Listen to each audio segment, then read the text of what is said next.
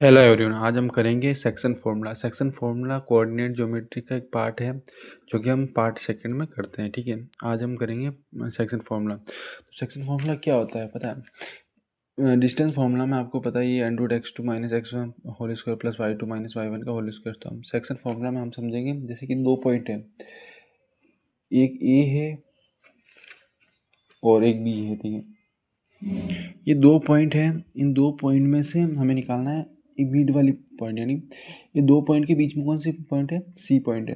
इन C point को हम दे देते हैं, ये दोनों किस रेशियो में डिवाइड हो रही है। ये सोचो कि ये वाली पार्ट है, ये किस रेशियो में डिवाइड हो रही है? 1:1 में। जैसे ये इतना है, ये भी इतना ही होगा। ठीक है, दोनों बराबर रेशियो में डिवाइड होंगे। ठीक है, तो इनका कोऑर्डिनेट मान लो x1 y1 मान लेते हैं x2 y2 मान लेते हैं और इनका मान लेते हैं x y। ठीक है, इन दोनों का हमें x और y निकालना है। ठीक है, तो हमें क्या करना है, ये अगर ए और बी के अंदर है तो हम इसको इंटरनली कहते हैं।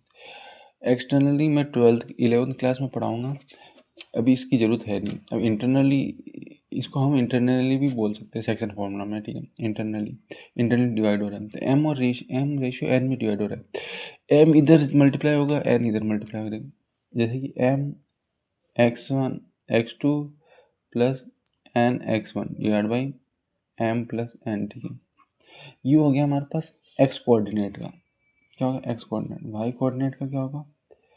एम वाई टू को क्रॉस मल्टीप्लाई कर देंगे plus N Y one divide by M plus N.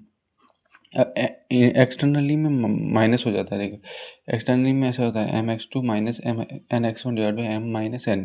ठीक है, एक्सटर्नली में ऐसा होता है, इंटरनली में प्लस हो जाता है। ठीक है, हमारे पास ये तो समझ में आ गया कि सेक्शन फार्मूला का ये आ गया हमारे पास फार्मूला। ठीक है, जैसे कि दो पॉइंट एक दूसरे को 1:1 में डिवाइड कर रहा है तो हम ऐसे निकाल सकते हैं। ठीक है, क्रॉस मल्टीप्लाई करके M X two plus N X one divide by M plus N. ठीक है, और M X Y two plus N Y one divide by M plus N. ठीक है, अब आता है हमारे पास नेक्स्ट, ये हमारे पास फॉर्मूला है, ये याद रखना।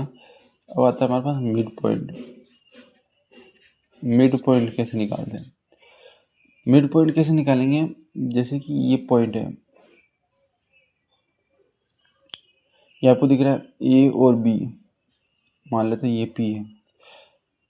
ए और बी यानी x1 और y1 है, x2 y2 है। ठीक है, इन दोनों का जो मिड पॉइंट है, यानी ये किस रेशियो में डिवाइड हो रहा है? 1:1 में, यानी ये दोनों सेम रेशियो में डिवाइड हो रहा है।